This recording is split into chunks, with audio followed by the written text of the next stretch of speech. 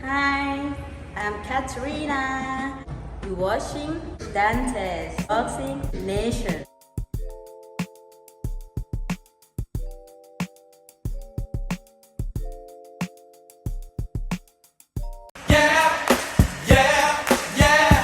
Yo, Turkey, tell the fans what we doing next. We want the nachos. Tell them we going for Canelo next. Yes. Let's them. go. Canelo, come on. You heard it from him. We are ready. Yeah. Just put me in the game, coach.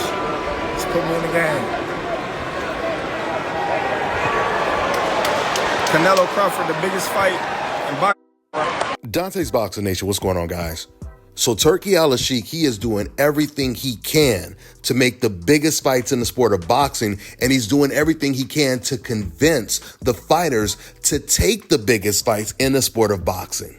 I mean, he's even gotten to the point where he's giving these fighters a pep talk, convincing them that it is okay to lose sometime. This is what he just recently said. We must now have it be normal to lose some fights in boxing. All the fighters want similar to the career of Floyd Mayweather, 0 losses. This can happen one time every 50, 60, 70 years. We need like the UFC model now, where the champions are losing and winning. Muhammad Ali lost 5 times and he's still the legend.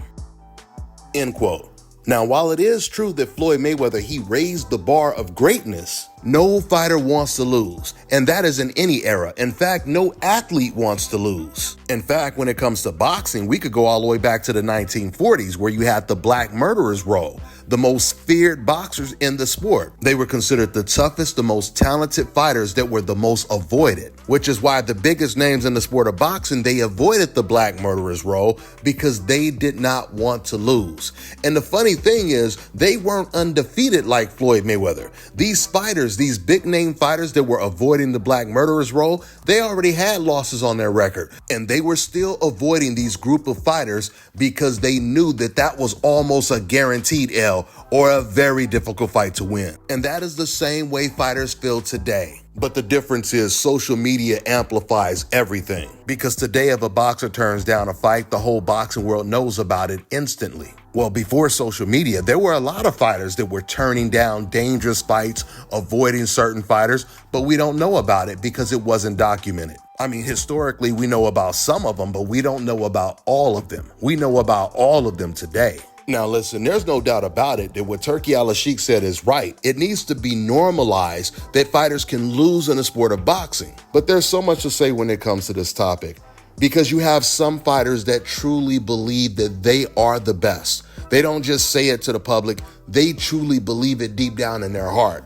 Fighters like Terence Crawford, which is why he's always willing to fight the best. And then of course you have those other fighters that don't believe that they are the best, which are obviously the hardest ones to convince to take a dangerous fight because they don't have that type of confidence in their skills, their ability to win. Turki said the sport, it needs to be more modeled after the UFC. I completely agree. But for the sport to be that way, these fighters would have to be forced to take the dangerous fights, which is why I propose mandatory unification bouts. And I've been talking about this for a very long time. They need to start making it mandatory at least once a year or once every 2 years that a champion, he has to either unify or vacate. And if the two champions can't agree to terms when it comes to negotiations, money, or any other stipulations, it goes to purse bid. That way, any promoter or any network can host the fight. And that's just one way that would guarantee bigger fights, that would guarantee that more fighters would be willing to take the big fights. But I'll say this though, when Turki says that, Muhammad Ali, he lost and,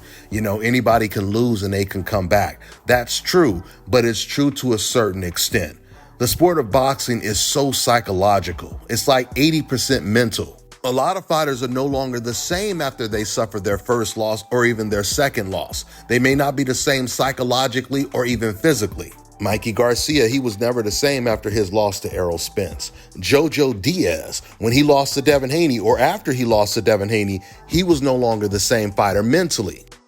Now he's just a journeyman or a name on some undefeated prospect's record. Leo Santa Cruz wasn't the same fighter after he got knocked out by Gervonta Tank Davis. Jermell Charlo, he lost to Canelo Alvarez 16 months ago, and we haven't seen him since. So there's definitely a different connotation when it comes to losing in the sport of boxing. It's not like losing a football game or a basketball game. For some fighters, when they lose, especially for the first time, they start to question, are they really as good as they thought they were? But then you have the other fighters that already knew that they weren't that good, even though they were telling the public that they were. Like when Teofimo was caught on camera telling his team, or at least asking his team, do I still got it? At the end of the day, unfortunately, if a fighter feels that he can't win, he does not want to take the fight.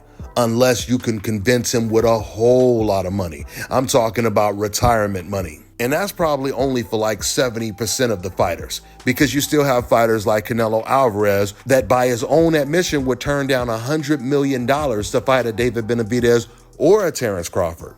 But the good news is the majority of fighters can definitely be persuaded to take high risk for a high reward, which is what Turki Al-Sheikh is promising a lot of these fighters. Let's see if that gets us more big fights this year. That's all I got for now, guys. I'm on to the next one. What? Oh, shit. Hey, everybody know Team Crawford. Y'all know I get active. Let's go.